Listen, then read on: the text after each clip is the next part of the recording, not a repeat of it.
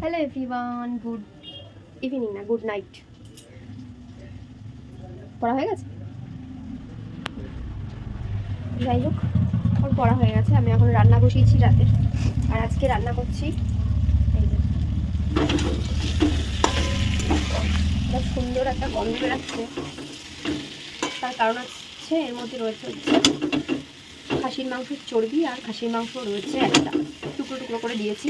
করছি হচ্ছে আলুর দম, কারণ আগের সপ্তাহে রোববার দিন করেছিলাম খাসির মাংস, তো সেখান থেকে একটু তুলে রেখেছিলাম চর্বি আর মাংস, তো সেটা দিয়েই এখন বানাচ্ছি।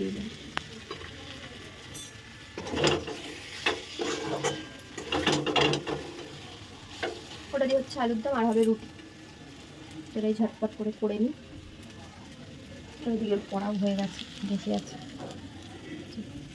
বসে রয়েছে। তো এর আগের দিন মাটন খেয়ে শরীরটা খুব খারাপ হয়ে গেছিলো, কারণ প্রচুর চর্বি ছিল, প্রচুর। তো তাও আমি একটু তুলে রেখেছিলাম।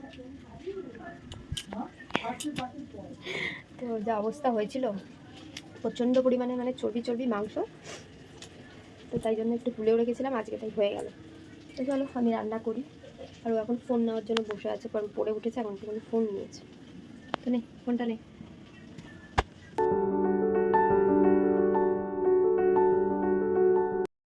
হ্যালো গাইস, তো এখন আমাদের গুড নাইট বলার সময় হয়েছে, কিন্তু এখনও আমাদের চাটুতে হচ্ছে রুটি। গুড নাইট আমি অনেকক্ষণ আগে বলে দিয়েছি। আর এখন বাজে ঘড়িতে আমি বলছি এখন কটা বাজে, বাবা কটা বাজে মোটামুটি এখন? আমাদের বইতে 12টা 10 মানে 11টা 20 হবে বল।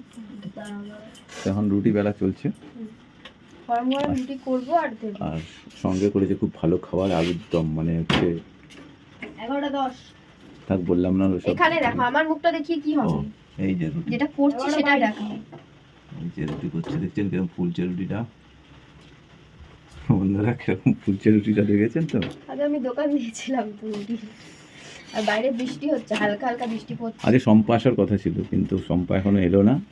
অপেক্ষা অনেক হলো, কিন্তু শম্পা আসেনি। অখিলদা মনে হয় বারণ করে দিয়েছিল। হতে পারে। তো যাই হোক, আমরা এখন রাতে ডিনার করব রুটি আর আলুর দম।